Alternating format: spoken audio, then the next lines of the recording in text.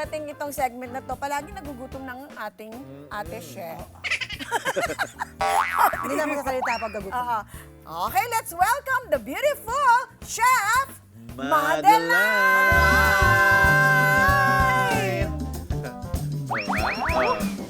Diba? Parang walang Ganyan-ganyan ka na nangyari. naman, ha? Mamaya. Alright, it's Fun Yum Weekend today. At alam nyo ba, mga kakusina, sa kusina, hindi lang masarap ang niluluto. Relasyon din. Sabay weta.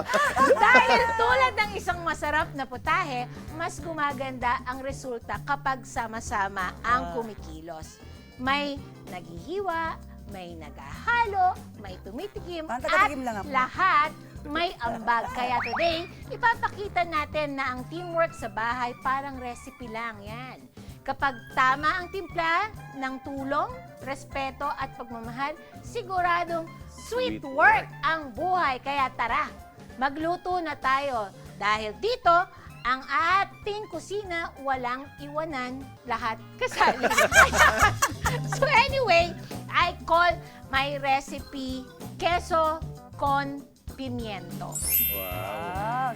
Oh, very ano lang to, very simple, very healthy and very delicious. And very simple lang to. So again, ang atin lamang kailangan ay salt, pepper, lemon, pimiento, which is bell pepper, and Españole. And then, meron tayong cheese dito. Again, ito ulit yung aking ginawang truffle cheese, cottage cheese. It's fresh from talagang totoong gatas ng baka. Yan. So, madali lang to. In a bowl, let's put the cottage cheese. So, gawin natin yung cottage cheese dyan. Hiwa-hiwalayin lang natin yung queso. Cheese. Ay, by the way, pati kasama pala dito yung meron tayong tomato. Ayan, lagyan natin tomato. So, from here, cheese muna tayo, no? Cottage cheese yan, no? Lagay natin yung ating tomato there. So, cut lang natin. We're using cherry tomato. Cut natin siya into 4, yung small tomato. And then, put it in our cottage cheese. And then, get the pimiento, no? Let's make a cup. So, itong recipe to, tamang-tama to, naisip ko lang kanina. Wow, naisip mo lang? Yeah, kasi nga, syempre kailangan mabilis tayo, mabilis Ganyan ang yung chef, utak no? natin Ganun na ang- kung anong Mabilis gagawin mag-adjust. natin next. Parang sa bahay, di ba? Kung ano yung nandyan. Ano yung available na Kung anong ingredient? available, ginagawa ng paraan niya ng bawat isa. Pwede ba yung siling dyan, green? Pag wala kami ganyan bell pepper? Again, Sherilyn, walang magpipigil sa'yo. Kahit anong ilagay mo. Di ba? Walang magpipigil naman talaga sa'yo, di ba? So, just put some salt, depend on your taste, kung gusto nyo ng mas maalat. And then, pepper. Then, we're just gonna mix it up. Very, very simple lang po to, ha. And then, pigaan natin siya ng limonada. Lemon. Yan. Pwede po bang dyan? Kalamansi? Again, Sherilyn, walang pipigil sa'yo.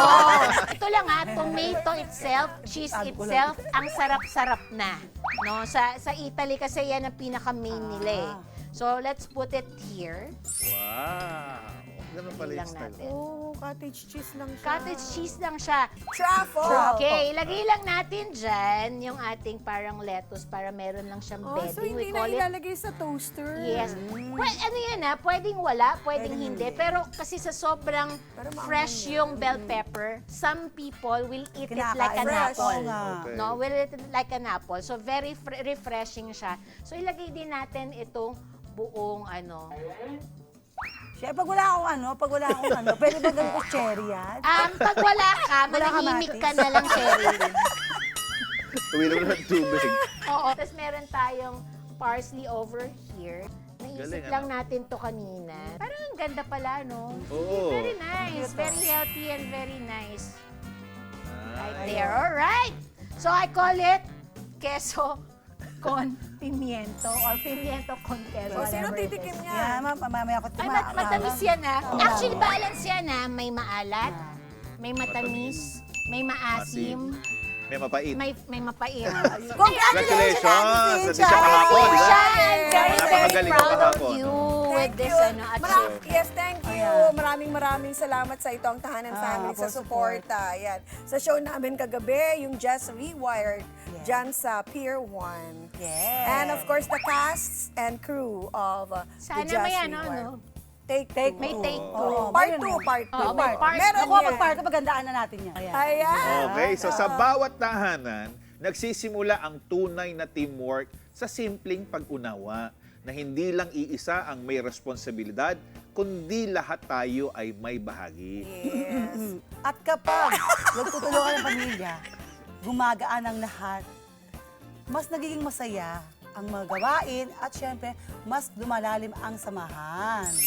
Hindi kailangan perpekto. Kahit simpleng hugas ng pinggan, pag-aayos ng kwarto o pakikinig ay malaking bagay na yon. Small effort, big impact. Wow. Yan. That's very true. Yan. Kaya tandaan natin, ang teamwork sa bahay, hindi lang tungkol sa gawain. Ito ay tungkol sa malasakit at kapag may malasakit, siguradong may sweet work.